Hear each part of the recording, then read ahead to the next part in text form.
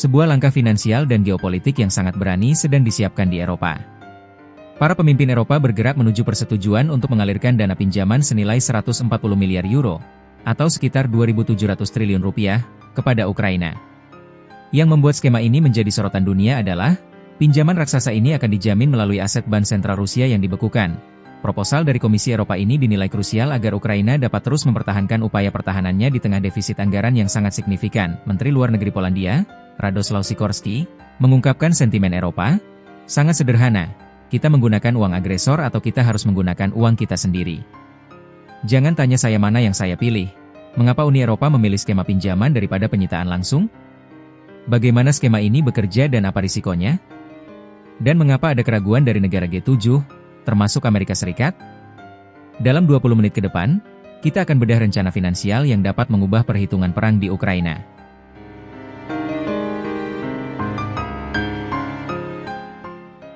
Skema 140 euro miliar, mengapa bukan penyitaan?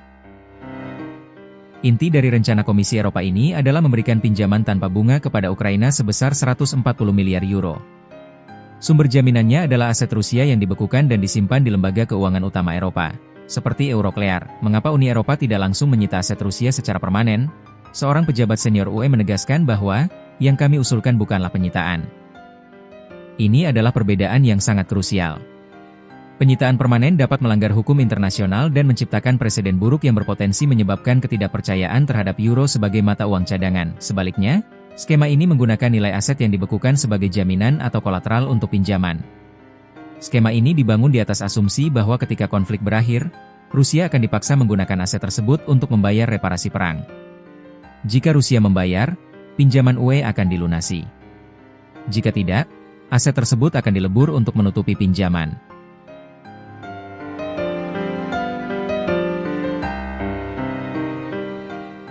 Kebutuhan mendesak Ukraina dan defisit 50 dolar miliar.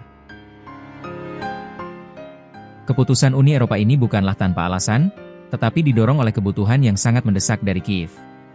Ukraina menghadapi defisit anggaran yang sangat signifikan karena terus berjuang melawan invasi. Ukraina memperkirakan, mereka membutuhkan dukungan eksternal hingga 50 miliar dolar untuk tahun 2026, terutama untuk mendanai upaya perang mulai April 2026. Pejabat UE menyadari bahwa suntikan dana cepat diperlukan karena belum ada kemajuan nyata dalam proses damai, dan konflik drone yang semakin sering terjadi membutuhkan biaya yang sangat tinggi. Dukungan finansial sebesar 140 miliar euro dari UE, jika disetujui, akan memastikan Ukraina dapat mempertahankan operasinya tanpa harus menguras kas negara mereka hingga titik nol.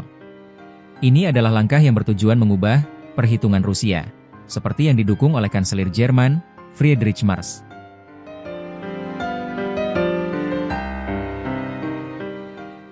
Dilema dan risiko G7, keterlibatan AS dan Belgia. Meskipun Uni Eropa bergerak maju, persetujuan penuh dari semua negara G7, terutama Amerika Serikat, masih belum pasti.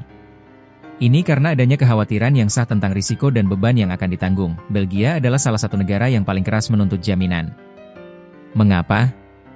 Karena Belgia, yang menjadi tuan rumah lembaga keuangan Euroclear, menyimpan aset beku Rusia terbesar, senilai 183 miliar euro. Belgia menuntut jaminan terperinci bahwa mereka tidak akan menanggung risiko sendirian jika skema ini gagal. Misalnya, jika Rusia menolak membayar reparasi dan menuntut balik asetnya melalui pengadilan internasional. Kekhawatiran ini memicu dorongan agar negara-negara G7, termasuk AS, ikut serta dalam skema pembiayaan ini untuk mendistribusikan risiko. Tanpa dukungan backup yang kuat dari G7, beberapa negara UE mungkin enggan melanjutkan rencana sebesar ini, meskipun sentimen politik di Eropa mendukung penggunaan uang agresor. Proposal pinjaman 140 miliar euro kepada Ukraina yang dijamin aset beku Rusia adalah langkah yang penuh risiko tetapi strategis.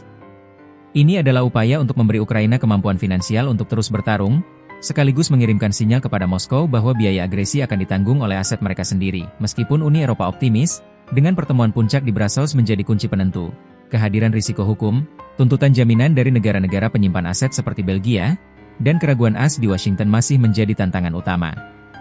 Jika skema ini disetujui, ini akan menjadi salah satu transfer finansial terbesar dan paling kontroversial dalam sejarah konflik modern.